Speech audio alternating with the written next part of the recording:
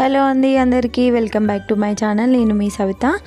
ఈరోజు అయితే 5 నిమిషాల్లో తయారు చేసుకునే ఒక స్వీట్ రెసిపీ తోటి అయితే మేము ముందుకు వచ్చిన. ఈ స్వీట్ రెసిపీ కోసం అయితే గ్యాస్తో అయితే అస్సలే పని లేదు, స్టవ్ ముట్టించాల్సిన అవసరమే లేదు. సో ఇది ఒక 5 నిమిషాల్లో అయితే చేసుకోవచ్చు.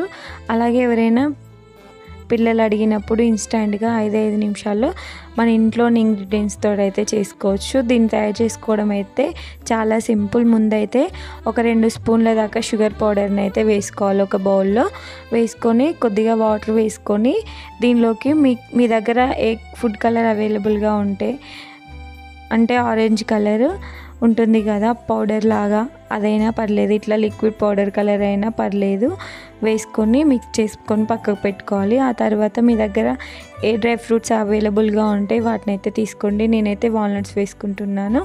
ఇట్లా వాల్నట్స్ని కచ్చపచ్చగా దంచుకొని అయితే పక్కకు పెట్టుకోవాలి.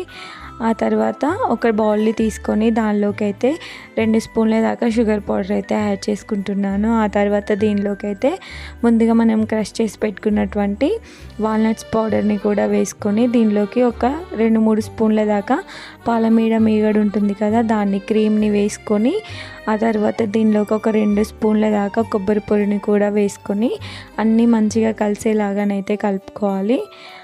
ఆ తర్వాత దీన్ని మంచిగా కలుపుకొని అయితే పక్కకు పెట్టుకోవాలి. దీన్ని తయారు చేసుకోవడానికి అయితే మనమైతే బ్రెడ్ని వాడుతున్నాం. బ్రెడ్ని అయితే ఒక రెండు పీసుల దాకా బ్రెడ్ని తీసుకున్నాను.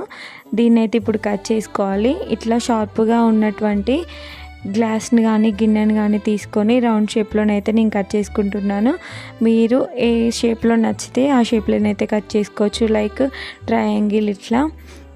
తర్వాత దీన్ని అయితే మనం పక్కకు పెట్టుకొని మనం ముందుగా తయారు చేసి పెట్టుకున్నాం కదా క్రీమ్, దాన్ని ఒక స్లైస్ పైన వేసుకొని ఒక 2 స్పూన్ల దాకా ఈ క్రీమ్ని మంచిగా అప్లై చేసుకోవాలి. దీనిపైన మనం కట్ చేసి పెట్టుకున్నటువంటి ఇంకో బ్రెడ్ స్లైస్ని కూడా వేసుకొని ప్రెస్ చేసుకొని తీసుకోవాలి. ఇట్లా తయారు చేసుకున్నటువంటి దీన్ని మనం ముందుగా రెడీ చేసి పెట్టుకున్నాం కదా షుగర్ వాటర్ లిక్విడ్, ఈ లిక్విడ్లోనైతే దీన్ని అయితే డిప్ చేసుకోవాలి. దీన్ని మొత్తంగా ముంచి తీసేయాలన్నమాట. అంతా అబ్జర్వ్ చేసుకునే వరకు ఉంచి తీసేయాలి, అప్పుడే స్వీట్నెస్ అనేది తెలుస్తుంది.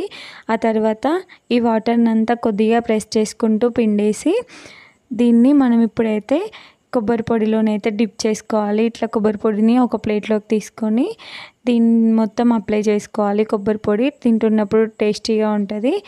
ఇట్లా కొబ్బరి పొడిని అంతా అప్లై చేసుకొని పక్కకు పెట్టుకుంటే మన టేస్టీ స్వీట్ అనేది రెడీ అయిపోతుంది. చాలా సింపుల్ కదా, మీరు కూడా ట్రై చేస్తారా? ట్రై చేయండి. అలాగే నా వీడియో నచ్చితే ఒక లైక్ చేయండి. ఇంకా నా ఛానల్ ఎవరైనా ఫస్ట్ టైం చూస్తున్నట్లయితే ప్లీజ్ సబ్స్క్రైబ్. నన్ను ఇలాగే సపోర్ట్ చేస్తారని కోరుకుంటున్నా. Thank you for watching. Bye bye.